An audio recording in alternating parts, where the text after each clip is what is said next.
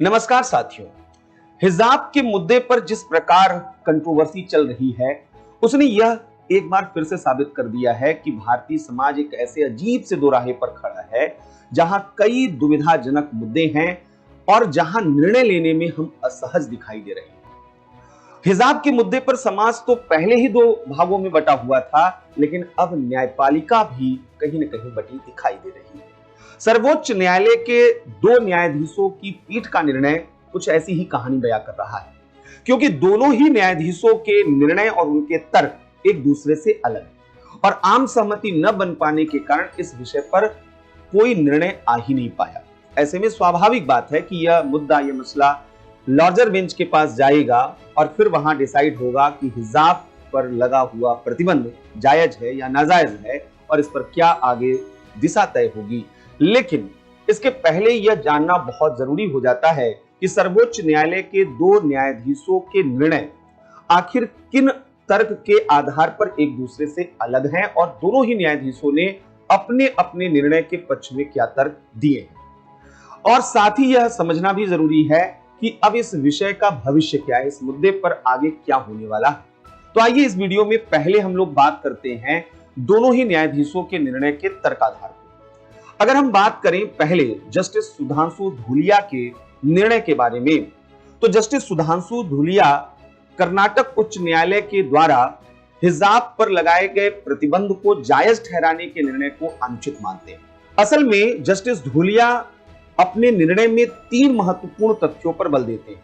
पहला, पंथ निरपेक्षता, दूसरा, संवैधानिक स्वतंत्रता और तीसरा, बच्चियों की शिक्षा। जस्टिस धूलिया का यह कहना है कि हमारे संविधान के विभिन्न पहलुओं में सर्वाधिक महत्वपूर्ण पहलू विश्वास है और असल में हमारा संविधान तो डॉक्यूमेंट ऑफ ट्रस्ट है, यह विश्वास का दस्तावेज है, एक ऐसा विश्वास जो अल्पसंख्यकों का बहुसंख्यक पर है, जो हमारी विविधता में एकता की संस्कृति को बताता है, जो यह बताता है कि हम समायोजन और सहिष्णुता के साथ साथ साथ रह सकते हैं, एक ऐसा ट्रस्ट।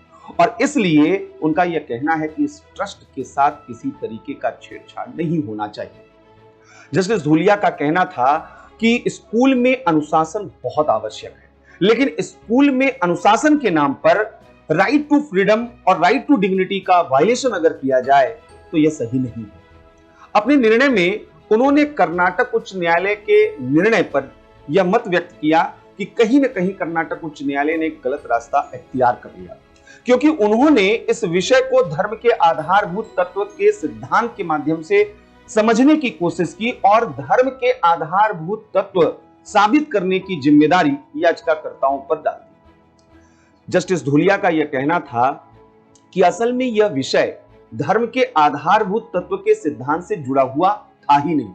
अनुच्छेद 25(1) हमारे संविधान का यह कहता है कि प्रत्येक नागरिक, प्रत्येक व्यक्ति वह अपनी धार्मिक स्वतंत्रता को मानने, आचरण करने और प्रचार करने के लिए स्वतंत्र है। और जब यहां धर्म के आचरण की स्वतंत्रता की बात की जाती है तो प्रत्येक प्रकार के धार्मिक आचरण की स्वतंत्रता, चाहे वह आधारभूत तत्व हो या न हो, हर तरीके की स्वतंत्रता की बात यहां पर की जाती है। इसलिए उन्होंने कहा कि इस विषय को सबरीमाला मंदिर या ट्रिपल तलाक के मुद्दे से जोड़कर देखने की जरूरत नहीं है। यह धार्मिक आचरण की स्वतंत्रता से जुड़ा हुआ विषय है, यह अंतःकरण की स्वतंत्रता से जुड़ा हुआ विषय।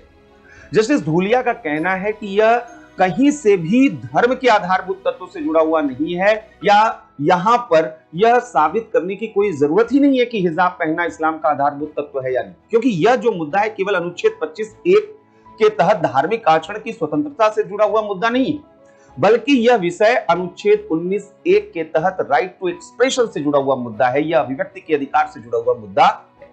उनका कहना है कि यह विषय असल में मैटर ऑफ चॉइस का, न तो इससे ज्यादा और न ही इससे कम। यह हमारे चयन की स्वतंत्रता है कि हमें क्या पहनना है, क्या नहीं पहनना है। यह राइट टू प्राइवेसी से जुड़ा हुआ मुद्दा है।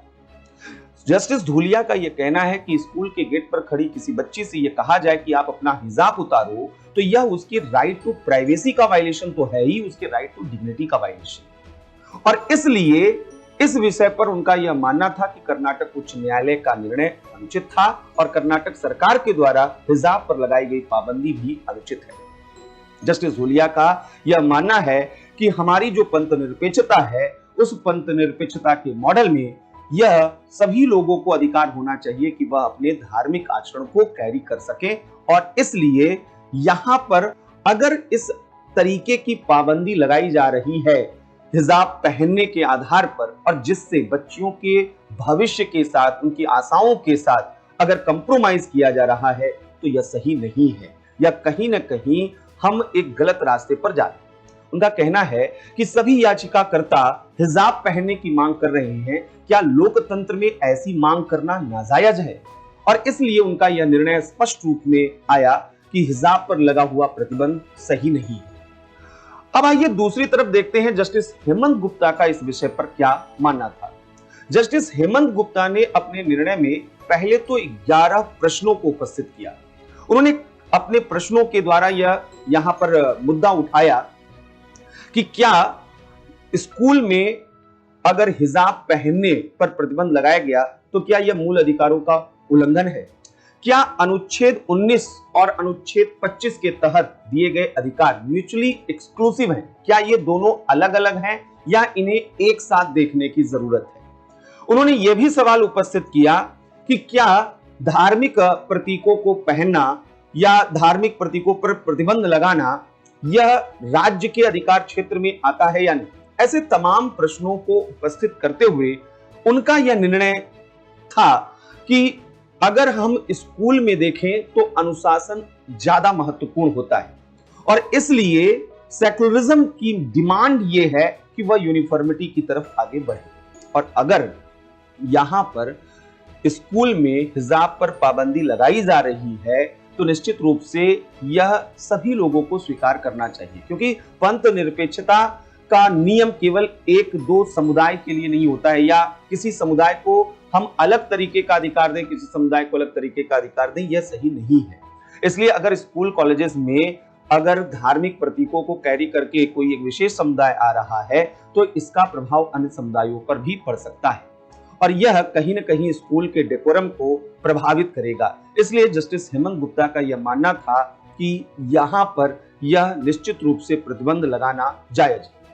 जस्टिस गुप्ता का यह कहना था कि अनुच्छेद 19 और अनुच्छेद 25 के तहत हम अधिकारों पर युक्त प्रतिबंध भी लगा सकते हैं।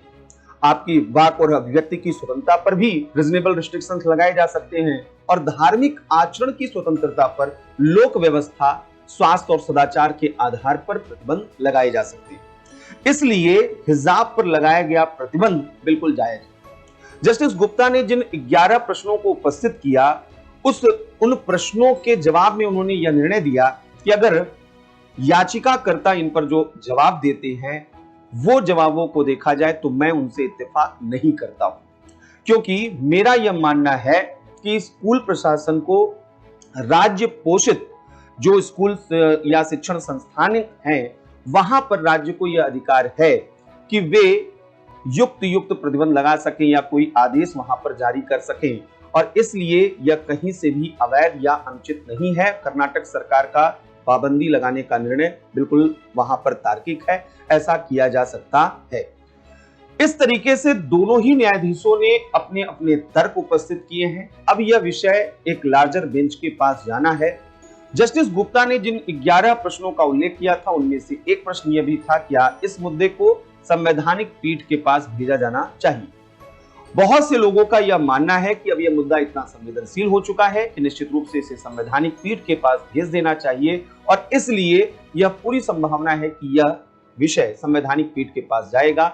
निर्णय अब मुख्य न्यायाधीश को लेना है जो मास्टर ऑफ द रोस्टर के रूप में है, और यह देखना बहुत महत्वपूर्ण होगा कि सर्वोच्च न्यायालय की संवैधानिक पीठ इस पर किस तरीके का निर्णय लेती है, क्योंकि जो भी इस विषय पर निर्णय आएगा वह आगे कई ऐसे धार्मिक पहचान से जुड़े हुए मुद्दों के लिए नजीर का काम करेगा, और ऐसे आने वाले समय में कई मुद्दे और भी हमारे सामने आ सकते हैं जो समाज में संवेदनशील विषय के रूप में होंगे, और कहीं ना कहीं समाज उन मुद्दों पर दो भागों में बटा हुआ दिखाई देगा। लेकिन ऐसे प्रश्नों, ऐसे सवालों से बचा नहीं जा सकता है, हमें इनके जवाब ढूंढने हैं, और इसलिए न्यायालय अगर इस पर निर्णय देता है तो स्वाभाविक रूप में यह समाज के बदलाव के दिशा में एक महत्वपूर्ण कदम होगा, चाहे वह पक्ष में हो या विपक्ष में हो। हमें यह समझना होगा कि अब समाज में ऐसे जो भी मुद्दे हैं उन पर खुलकर बहस होनी चाहिए, खुलकर चर्चा होनी चाहिए। समझना होगा कि आखिर यह इन विषयों के संवैधानिक, सामाजिक, आर्थिक, मनोवैज्ञानिक क्या पहलू हो सकते हैं और उन पहलुओं के आधार पर